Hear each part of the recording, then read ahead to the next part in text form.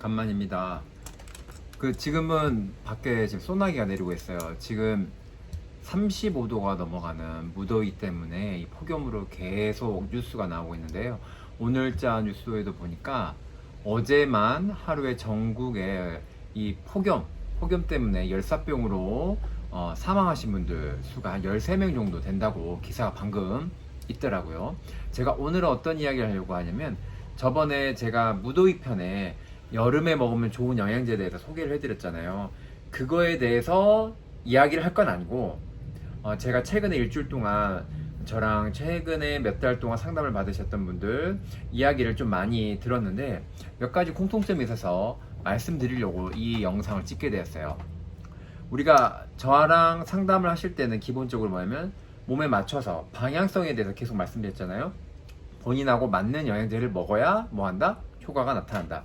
그렇기 때문에 상담을 따로 받아야 되는 이유가 이것 때문이다 라고 말씀을 드렸는데, 이 전제가 생겨서 본인에게 맞는 영양제를 먹고 몇 개월간 관리를 받아서 효과가 좋으신 분들이 최근 이 무더위, 폭염이 오면서 몸이 많이 힘들어졌다, 또는 약간 저는 이런 식의 어떤 컨디션이 좋았는데 약간 더위 때문에 이렇게 왔다 갔다 한다, 이렇게 이야기를 하신 분들이 계셔요. 그래서 제가 오늘 말씀드리고 싶은 포인트는, 이럴 때는 어떻게 해야 되는가, 이 점인데요. 저랑 앞으로 또 이 영상을 보시고 상담을 하실 분들이 계실 수도 있고, 또는 또 어떤 다른 분하고 상담을 하면서 혹시 제가 해드렸던 말이 어떤 영감을 받아가지고 이렇게 하면 되겠구나 느끼신 분들도 계실 것 같아서 말씀을 드릴게요. 제가 오래된 단골분들, 예를 들면 수년간, 5년, 6년 이렇게 오래 오신 분들은 이렇게 저랑 몇 개월 만나지 않은 분들하고 좀 차이가 있어요. 무슨 차이가 있냐면, 바로 영양제를 먹을 때 태도가 좀 다른데요. 이미 저를 믿고 오셨고 저랑 당연히 맞는 영양제를 찾으셨기 때문에 그거에 대해서 태도가 다른 게 아니고요. 그분들이 어떤 상황이 왔을 때, 본인 몸이 힘들어지거나 이럴 때 하시는 말씀이 있어요. 뭐라고 하시냐면, 내가 알아서 조절해 먹어, 이렇게 이야기하십니다. 느낌 오시죠? 무슨 말씀이냐면, 지금 계절 자체가 아예 다르잖아요. 일반 여름도 아니고 폭염이에요. 열대야가 심해지고 몸 자체가 많이 축 늘어지는 시기예요. 본인에게 맞는 영양제가 분명히 먹고 있는 상황이라도 지금 내 몸은 괜찮지만 뭐가 바뀌었죠? 외부 상황이 바뀌었죠. 결국 뭐냐면, 내적인 거와 외적인 게 있을 때 나에게 영향을 준 여러 가지 요소 중에 큰 요소가 하나, 뭔가 변수가 왔죠. 뭐죠? 계절이 바뀌었잖아요. 계절에 따라서 사람은 무조건 영향을 받을 수밖에 없습니다. 그 정도가 큰 게, 몸이 너무 안 좋거나 대사질환이 너무 심하거나 만성질을 오래 앓았거나, 또 나이가 들어서 노화가 와가지고 노인이 되거나, 이게 낮에 약국의 묘미죠. 이렇게 아무래도 환자분들이 왔다 갔다 하시기 때문에. 여하튼 다시 내용으로 돌아와가지고 한여름이 되었을 때는 말 그대로 우리가 계절의 변화라든지 여러 가지 변수에 의해서 몸이 계속 요동칠 거 아니에요. 요동칠 때는 우리 몸이 그에 대해서 대비를 하기 위해서 많은 일을 해요. 결국은 뭐냐면 오장육부가 지칠 확률이 크겠죠. 그래서 하고 싶은 말은, 지금껏 내가 나한테 맞춰서 맞는 영양제를 먹고 있다 하더라도 이런 외부의 변화가 심하게 왔을 때는 기존에 먹던 영양제 용량도 늘려 드시는 게 더 좋습니다. 참고로 저 같은 경우는 장마에 굉장히 몸이 컨디션이 아주 다운될 정도로 안 좋은데, 저에게 맞춰서 먹었던 영양제 용량을 2배로 그때부터 올렸어요. 그리고 폭염에도 당연히 대비하기 위해서 2배 정도 올렸고요.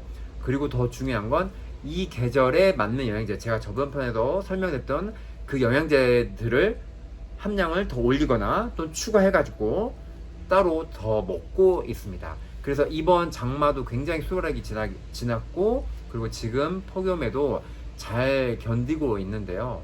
이런 점들이 제가 단순히 오늘 저 혼자 처음으로 말하는 게 아니고, 옛날 몇백 년 전, 몇천 년 전 나왔던 의학 서적 같은 데도 그런 글들이 종종 있습니다. 예를 들면 우리가 먹던 어떤 제품이 있다, 또는 어떤 성분이 있다 하더라도 계절에 따라서 어떤 성분을 봄에는 뭘 추가하고, 여름에는 뭘 추가하고, 가을에는 뭘 추가하라, 이런 식의 글들이 있습니다. 그 이유는 뭐냐면, 계절에 따라서 우리 몸이 뭐하기 때문에 요동치기 때문에 맞는 베이스가 있다 하더라도 반드시 가감을 해야 된다는 말이죠. 참고로 엊그저께 통화했던 경기도의 한 분은 제가 일주일 사이에 여러분하고 어떤 영양제를 드시고 어떤지 계속 이야기를 하고 있었는데, 한 분은 컨디션이 전혀 영향이 없다고 하셨어요. 물론 저한테 영양제를 드시고 효과를 보신 것도 있겠지만 이 업앤다운이 없는 이유를 살펴보니 그분한테는 속열이 많은 분이라서 제가 청열제를 드렸거든요. 열을 식힐 수 있는 미네랄 성분 중에서도 더 강한 개념을 갖고 있는 그런 영양제를 드렸는데, 그걸 드셨기 때문에 아무래도 이런 폭염이나 열대야에도 전혀 영향을 받지 않고 계셨던 거죠. 어찌됐든 간에 우리가 영양제를 먹을 때는 우리 몸 상태에 따라서 가감, 필요한 용량을 더 늘리기도 하고, 또는 더 필요한 게 있으면 플러스를 하기도 하고, 또 당연히 반대로 말하면 좋아지면 빼기도 하는 겁니다. 그래서 영양제를 적재적소에 그 타이밍 빼고 들어가고 하는 것도 굉장히 중요한데요.